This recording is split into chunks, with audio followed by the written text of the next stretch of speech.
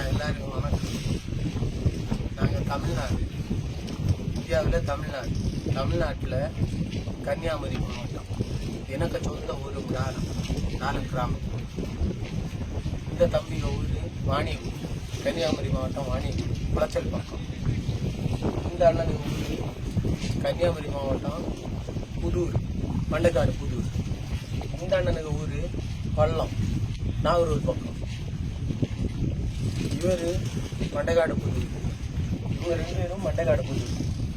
எங்களை கூட்டுன்னு வந்த கேப்டனுக்கு ஊர் எனக்கு ஊர் லாலம் கிராமம். அவனுக்கு பாஸ்போர்ட்டில் அவனுக்கு பேர் செலஸ்டின் கொடுத்தவன். ஆனால் அவனுக்கு ஒரிஜினல் பேர் சந்திரன்.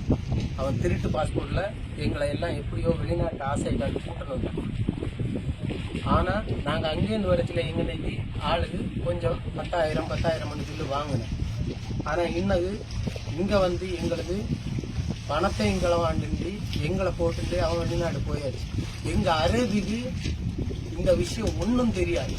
ஆனால் அரேபி நாங்கள் விசாரிச்சது வரைக்கும் அரேபி நல்ல ஆள், அவ்வளவு நல்ல மனுஷன் சொல்லுதவு அந்த தெய்வம் இப்படின்னு சொல்லுதவு.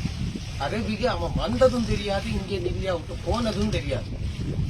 ஆனால் எங்களை இப்படி நடுத்தண்ணியில் போட்டுன்னு போன எங்களுக்கு சாப்பிட கூட வழி இல்லை.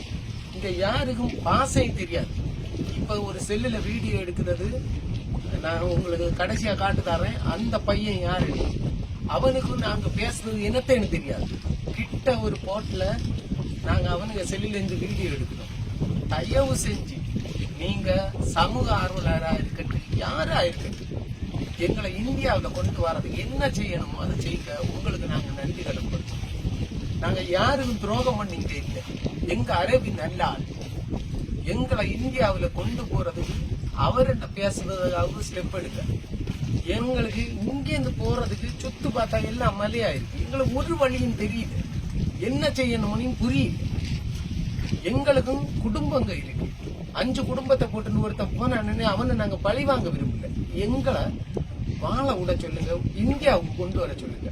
நாங்க யாரு என்ன பிச்சை எடுக்கணும்னு தெரியாது. பிச்சை எடுக்கணும்னாலும் இங்க பாச தெரிஞ்சாதானே தெரியும், என்ன செய்யணும்னு தெரியல.